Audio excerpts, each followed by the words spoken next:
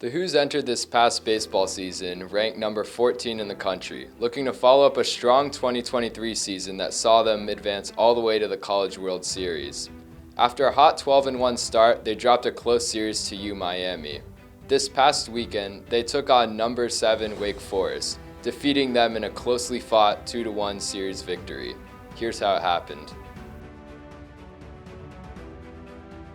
On Friday, Game 1 got off to a rough start after Adam Tellier of Wake Forest blasted a grand slam off Cullen McKay in the second, making it a 5-0 ball game. However, the Hoos responded with 7 runs of their own in the bottom of the inning, thanks to doubles from Jacob Ferentz, Ethan Anderson, and Henry Ford. The Deacons tacked on 3 more in the third and another in the 4th and 6th innings to make it a 10-7 game heading into the bottom of the 6th. Then, a wild 8-run inning for the Cavs, consisting mostly of singles and a key error on a drop fly ball by Wake Forest, put Virginia back on top 15-10. From there, they would shut the door on the Deacons, while adding an additional run on a solo homer from Ferentz in the 8th, eventually winning 16-10. Game 2 was all Wake Forest. Chase Burns quieted the explosive Virginia offense with 7 innings of 1-run ball, surrendering only 2 hits in the process and striking out the Cavs 13 times. The Deacons' offense was led by Jack Winne, who crushed a 2-run homer in the 5th and another in the 7th. Wake Forest added 3 more in the 9th to make it a 9-1 game.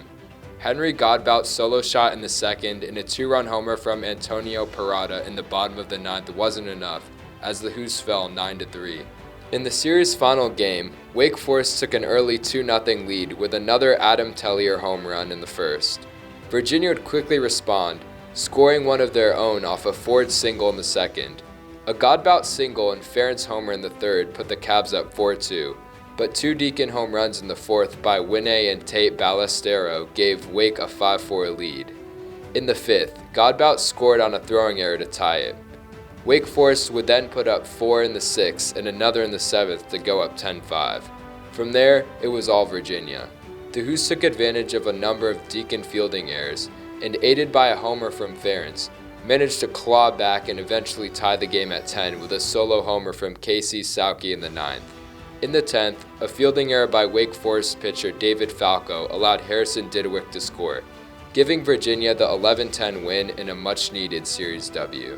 In this series, the Hoos proved they can compete with the very best teams in the country. While the season is still young, the resilience shown by this team early on is an encouraging sight that they can hopefully build off of in the following weeks. I'm Will Segerman, WUVA.